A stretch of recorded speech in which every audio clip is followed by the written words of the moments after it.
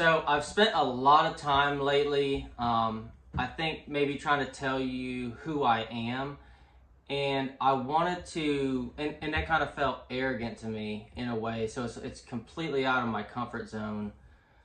And I wanted to do something that felt right with how I present myself. So I figured maybe I might tell you exactly who I'm not rather than who I am. So who I'm not is a large corporate business owner or even an incorporated business.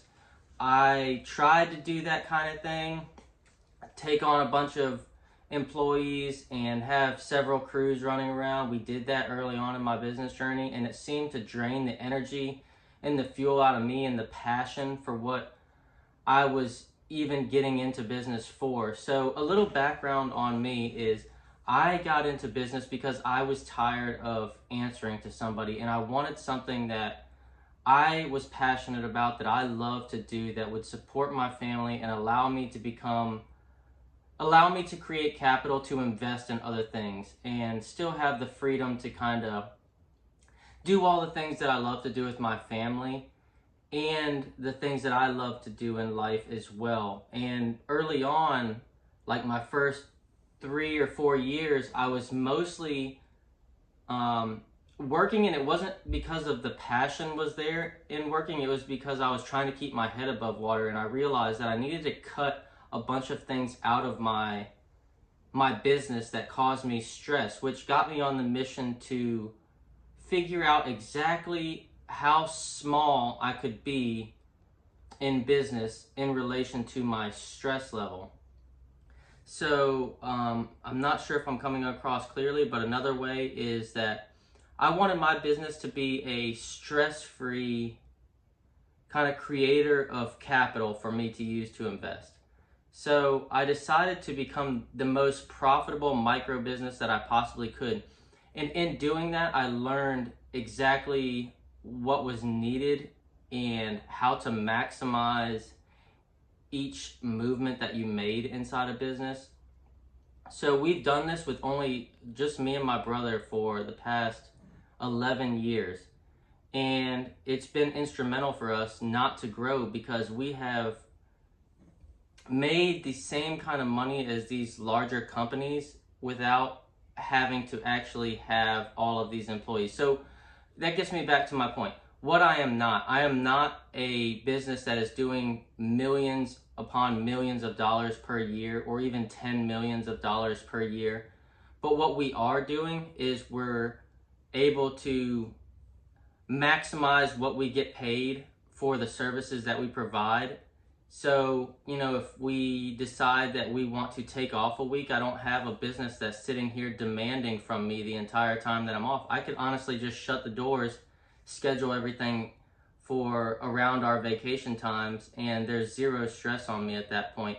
And that's what I've found is different for my business model than other people's business models, was that essentially I wanted the fruits of my labor to be so great in comparison to the effort that I was putting out. And even though my brother and I work in my business hands-on every day, we're owner-operators, we're experiencing the numbers that these large companies are experiencing without the headache of having to run, 10, 20, 30 guy crews or a 30 guy enterprise.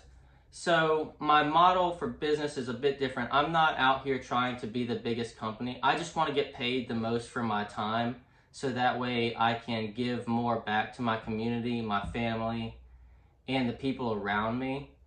So mainly what I do, rather than try to grow, is I try to network. If there's certain things that I don't do that I know I'm not efficient and profitable at, I'm going to give it to somebody else that I can build a relationship with that is efficient, and that is the market that they want to be in. And then when something comes along, you hope that they'll return the favor to you. So essentially what I've developed is kind of a strategy to stay micro, increase your profits, basically, kind of to the max of what the market will allow per man hour, And the way we did that was to just build the value that we have when we pull up to a job. You know, it's easier to sell a project for me when I tell a homeowner that my brother and I are going to be the ones building this firsthand, and they honestly don't even look at how much more we are in comparison to other crews, because they know that there's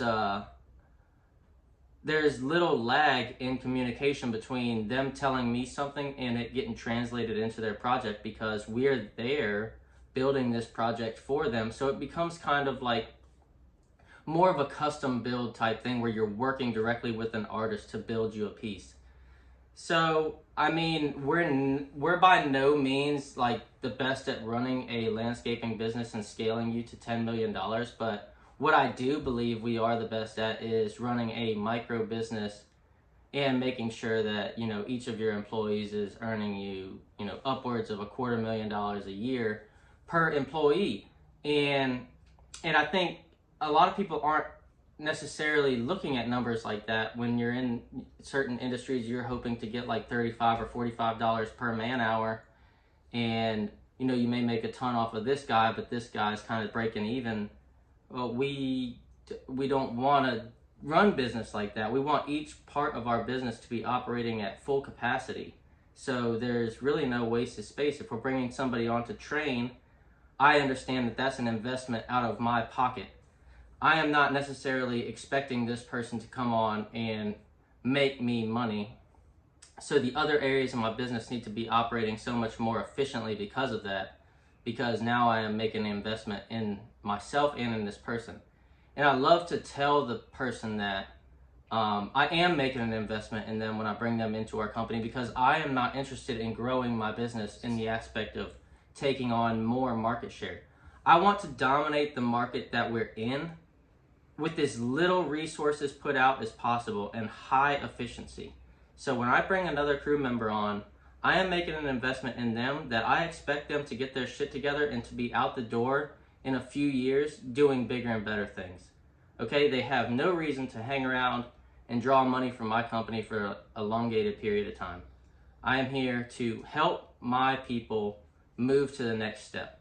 And if I have to bring them in and show them exactly how to do that, I'm willing to make that investment, but we need to be on the same page that I'm putting out and making an investment into somebody, and I expect them to return that favor to me in a way that it shows appreciation. So we have created a network, and it may be selfish to expect something like that, but I think that's how we created a community. You know, it's loyalty. It's people that come together, that build each other up, that make sure we're operating at our maximum efficiency and monetary value.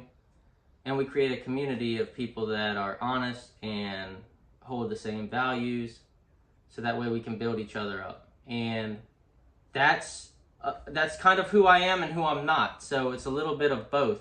I am not some big CEO that is good at making, you know, $10 million a year. I do desire to make that kind of money, but if I make that kind of money, I want to keep the majority of that money. You know what I mean? Like, I don't want to make $10 million and then walk away with like $400,000, you know, gross profit for my work on getting to that $10 million. You know, I can make $400,000 making $600,000 a year in revenue. So it's kind of that healthy balance on like what you're giving to your business and what you're getting in return, and also what you're able to share with your family, your community, and your network around you. So it's a combined kind of sweet spot that I think we should all be shooting for.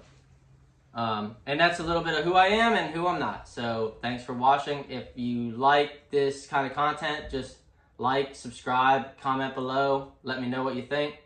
And I'm Tyler Schimminger with the Landscape Business Playbook. Hope to see you in the future.